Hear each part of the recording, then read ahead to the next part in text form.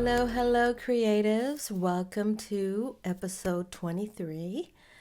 And today in this episode, I want to talk about the stories that we tell ourselves and that run through our head, especially pertaining to our creativity and ourselves as an artist.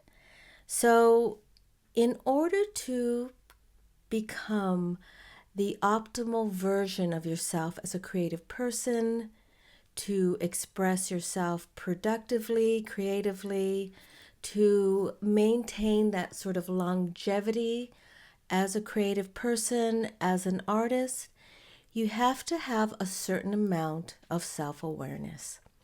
Because I think self-awareness is very important to the life and the journey of your creative self and the development as a creative person and artist. And I'll go a little deeper into that because I really want to spend some time on emphasizing the importance of self-awareness. And the reason why is because to pursue a life as an artist, a career as an artist, or to continue a creative journey, even if you're not doing it professionally, but you're doing it for you personally, creativity will surface some of our own deep self-doubt, insecurities, disappointments. It brings up some of those things that can really challenge ourselves. And I think this is actually not a bad thing. It is actually a good thing because it helps you develop into becoming a better person, a more resilient person, a person who can actually walk through the challenges of life because you have walked through the challenges of your creative journey. And all of this requires some introspection, some diving into exploring some of the things that triggers you, that triggers those insecurities, those self-doubts, even behaviors that maybe might be hindering your growth and development creatively. So one of those things is the not creative, but maybe it's because we're creative, these stories that go on in our head about ourself, our abilities, our talents, even the future as a creative person. So when I say stories, we're really good. Probably, maybe this is a human trait about ourselves, but especially someone who is creative. We have this imagination, right? In our mind, we can visualize something we want to create. We have this elaborate imagination when we're daydreaming or trying to envision something that we want to create. Well, because of that, we also have this vast imagination that can go against us. So we come up with these stories in our head, and I'm going to give you some examples of this. But we come up with these stories about ourselves that maybe I'm not talented enough. Maybe I'm not made for this. This person rejected my art or didn't buy my art or made a comment about my creation or my art. And then we build this whole story about ourselves and generalize it. And we sort of apply it. So when I say generalize, we apply it to all areas of our creativity. A good example of this is if you're trying to sell your art and nobody buys it, right? You're at an art festival or maybe got into a gallery and nobody buys your artwork. There could be so many different factors involved in that situation that it may not necessarily pertain to your creations, to the ability, your artistic ability, or your level of being talented. Because what happens is we often take a situation like this, experience like that, and determine the amount of talent or ability or capability or skill, and we use that as a definition, right? Now, this is typical, this is normal, this is not to say that you have failed in any way, because I think it's a natural progression in our creative journey. Because what happens is when we decide, oh, you know what, I created all this artwork, or it could be projects or ceramics or whatever, and then you want to submit it to something like an art festival, or maybe you want to submit a novel or a collection of poems to an agency, or even just to a simple contest or call. We can feel vulnerable because we want that validation back. We want that stamp of approval, right? And what happens is we put such an emphasis on that very thing, the acceptance, being accepted in, getting that validation. We put so much emphasis on that as, please tell me I'm good enough, that when that situation doesn't come about or in the way that we expected or wanted, we start to feel discouraged and especially create these stories in our head. So these stories can be these small separate stories, like, for example, maybe you're starting a new, you're exploring a new medium or starting a new technique that you want to explore and maybe test it out somehow. And you start doing it, and all of a sudden you feel clumsy with it. It's not coming out the way you had envisioned or wanted. It's kind of messy, it's imperfect, and then you use that information or that experience as, I'm just not good at this, or I'm not good at watercolor. That's one thing that I used to tell myself is, watercolor intimidates me. I never want to use it, until I figured out a way to use it that really resonated with my own style and what I envisioned. So that's just an example of what happens. Or, like, for example, a really big thing that we put a lot of weight on is, can I draw? If I can draw, I'm an artist. If I can draw, I'm artistic, I'm creative, I'm talented, right? So we take a drawing class and we realize, gosh, this is harder than we thought. And then we take that information, well, I told you I'm not good at this, right? Or everyone else, here's another story, everyone else around me is better at this than I am. I'm the only one in class that sucks at this. So those are kind of the stories that we start to attach to, and then we use that as reality, or we use that as truth, versus, okay, that's a story I'm telling myself right now. How can I shift that story, or how can I utilize that to learn a valuable lesson, or to maybe motivate me to improve or to move forward? Sometimes those stories are old stories from our childhood, and we really need then to practice some self-awareness around those stories so that it doesn't block us or get in the way of our growth or reaching our full creative potential. Because I believe that we all hold that creative potential, but these things get in the way of it, of us being able to see it for ourselves. So one of the things is, if we can master being able to decipher the difference between, okay, that's just a story in my head, or I really do maybe need to take a few more classes to get better at this, or I need to practice more before I can consider this as a medium I want to venture into. It's really having the skill to decipher the difference. And usually one of the things that is a good sign is that you have an intense emotional reaction to the story or the trigger. So, for example, if you're feeling like really deeply insecure or deeply discouraged, and then that lasts for weeks, days and weeks, or you are suddenly feeling so discouraged you just want to quit,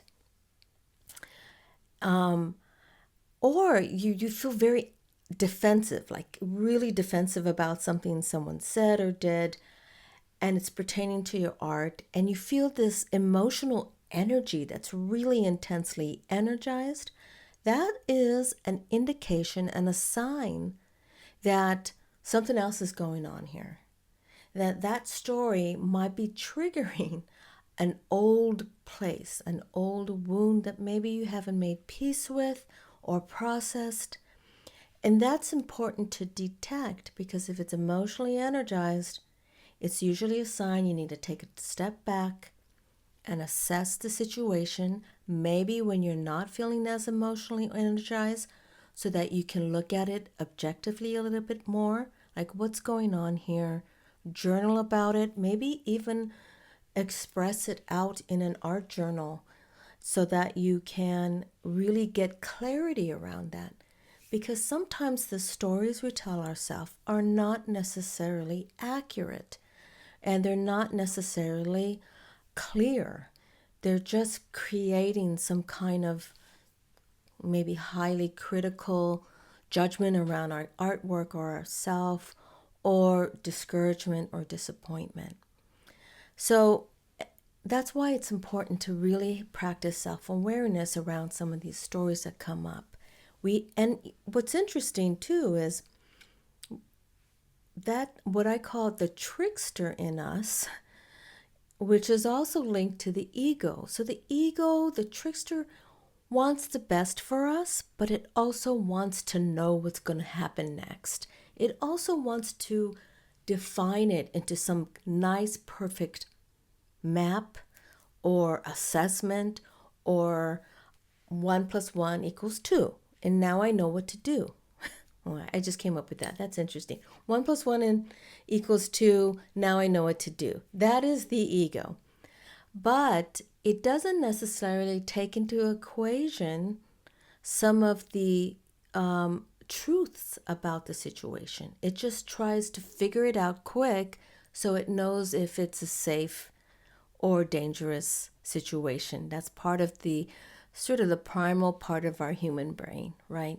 So we have to assess the difference. Okay, is the ego trying to just warn me about potential embarrassment, potential rejection, and do I need to work through this in a different way versus just listening to the stories? I hope that makes sense. So one of the things that's important is that when you recognize that the stories are coming up, you in that moment have the freedom, the option to choose differently. So it's easy to get wrapped up in those stories. Like a good example is if you're telling your friend, say you're a close friend, something that happened to you, and you're going down all the details of this, but at the meantime, you're kind of proving your case. Well, this is why I feel defensive, or this is why I feel hurt or discouraged by what that person said. We're proving trying to bring up all the evidence of why and to justify why this story now is truth.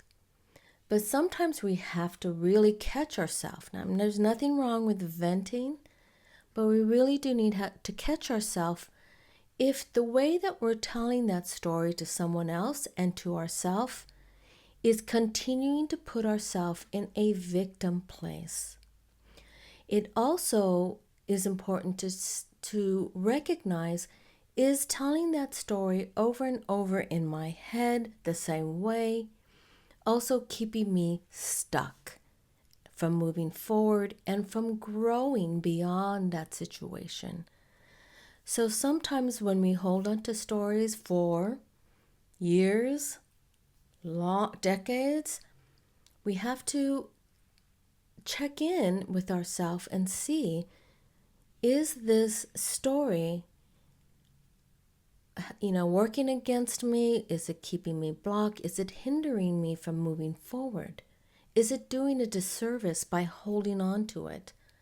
Because sometimes we do hold on to stories because we're afraid if I let go of that story, then that means that I have to take responsibility for my growth, my future, and then there's a possibility I may fail, right? So that's why I think it's important. And one of the reasons why I want to bring this up is because a few weeks ago I was at an art festival and I was walking through just checking out the different things that were there. There were photographers, there were crafts people making crafts, there were people selling their artwork. And, I get it. I've been there, I've been on the other side of the booth, the other side of the table, watching people walk by or watching people stop and then walk on, right? Without buying, without expressing any interests. I've been there myself, I understand. But me being an observer, walking through this art festival, it got me thinking about the importance of how you present yourself from the other side of the table. I understand when you have all your creations displayed for the world to see, how vulnerable that place can be. And also how vulnerable in the way of wanting the validation by having someone purchase your work, right? By having somebody validate that your work is worthy to them and valuable enough that they want to purchase it, that they want to buy it. And I understand there's a vulnerability there. But what happens is, and I've seen this often, is that artists kind of put out this energy of desperation. And it's a story that's going on in their head that they're desperate for that validation. They're desperate for that sale because they want that validation. I also understand it's vital to them to make money from their creation. So that's another vulnerability, right? But what happens, and I know this for myself, it's so important to separate that in that moment. Because if you're at an art festival, if you're at an art gallery, an art opening where you're watching people react or not react to your creations, it's important that you bring some sort of separation from that story of, oh my God, now I'm feeling that story of, nobody likes my work. Nobody thinks my stuff is good enough. Oh my God, nobody likes it enough to buy it. That story can then turn into an energy of desperation that you project out to the world. And when I mean world, people coming up to your booth or people coming up to your artwork. And now you're projecting this sort of desperate energy, and it may affect the way that you interact with your potential buyer, your potential. Every person that comes to see your work or comes to your booth can be, and you need to look at it as a potential collector, a potential customer, a potential buyer, a potential fan or follower. Even if they don't buy, you don't know if they're going to go home and look your website up, look up your Instagram, your Facebook. Maybe they're keeping you in mind for later. Maybe they want to buy it but can't afford it in that moment, but they love your work, but they're embarrassed themselves that they can't purchase it in the time, right? At that moment. I've had this happen where I have had emails maybe years later saying, I saw your artwork at so-and-so art show, or I saw it online, and I've been following you on Facebook, and I really am at a place now that I want to buy that piece. So that's one of the things that can happen. But what happens is we don't think about that because we're so lost in that story of desperation, and we're so lost in that story of discouragement. So I hope that kind of paints a picture for you, because what happens is every person that you come in contact with in that moment, you need to open up that space of inviting them into your creation process. Be excited to tell them about how you got from point A to point B, what piece really excited you, and I love this piece and this is why. Just be open to connecting with your peeps, your person, your collector, making that connection with them. And also, this is also important if you don't sell your art. If you're just giving your art away as a gift to loved ones, that is also a form of relationship. Remember, giving that part of you, which is where it comes from within you when you're creating. And we forget this. We forget that this is such a line of connection directly from our creative spirit, our soul, our heart center.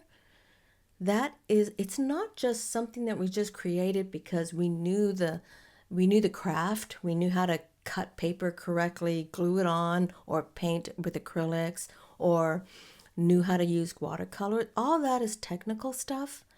But remember that your creations are coming from your creative spirit, and that is the beginnings of a relationship with your follower and your customer or your collector, or your loved ones or your friends. Remember that that is the beginning of having a relationship around the artwork. So coming back to, if you're selling your stuff at a gallery, an art show, or a festival, keep that energy up. Be willing to set aside any discouragement or disappointment or desperation. Oh God, those are 3 Ds that I just realized. The 3 Ds: disappointment, discouragement, and desperation. Put that aside so that you can be authentically you with these people, knowing that maybe down the line, even if they don't buy it in that moment, even if they don't even say a comment, maybe they're too shy to give you a compliment, keep that energy up, keep it positive, be open to receiving a compliment or receiving the compliment or the sales later. Think of that. And I think this is also a way of marketing yourself in a different way. Because sometimes we think our marketing is this sort of sleazy sales, right? No, marketing is having a relationship with your buyer, with your collector, with your follower, right? That is having a relationship with them. So when you think of it that way, be excited to interact and have that relationship. So I think it's very important to remember that, because when you're expressing the 3 Ds, that energy is it's a turnoff. It does say to the world, don't buy my stuff, don't like my stuff, don't value me, because you're having a hard time in that moment valuing yourself and where you've come from in terms of your creation. So that's just something that I want to share with you, because I want you to think about that. And this all comes down to, what is the story that I'm telling myself in this moment about my creation? What is the story that I'm telling myself during the creative process because I've hit a block or a frustration, or I find myself unhappy with the results? What's the story I'm telling myself before I even enter the creative space? Be aware of those stories, because they can have a lasting impact on your productivity. So that's just something I think it's important for you to think about. And it's, one way of sort of working through some of these stories is to journal about them. Just get it down. And it could be, what is the story, or what is my ego, or what is my judgmental self telling me right now? And just get it and flush it out on paper and journal about it, because that will diffuse the energy around the story. So sometimes the stories come on very intensely, that they feel so real and rooted in reality that we need to diffuse the energy around it before we can get the clarity. And so one way of doing that is doing art journaling around it, writing about it, maybe sharing with your friend who gets it, to diffuse the energy so that you can then move forward. So this isn't about, don't ever have a negative story about yourself as an artist. That is always going to be there. They come, and they come from different places and different reasons, different experiences. You're going to get those stories that are not necessarily beneficial for you. They're going to come up. The key is not to expect them to not come up. The key is to find ways to work through them, to cope with them, to process them, so that they don't have power over, not only over you, over your mindset about yourself as an artist and creative person, but they don't have power over keeping you from moving forward in the ways that you want to move forward. Because I know many of you have ideas that you want to do, create. Many of you do want to get your artwork out into the world.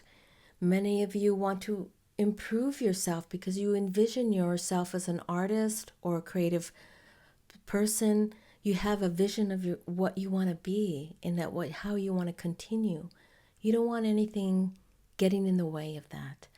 That's why I'm placing such an emphasis on practicing self-awareness, so that you can catch those stories when they're happening, and you can find a way to manage that so that you don't get discouraged.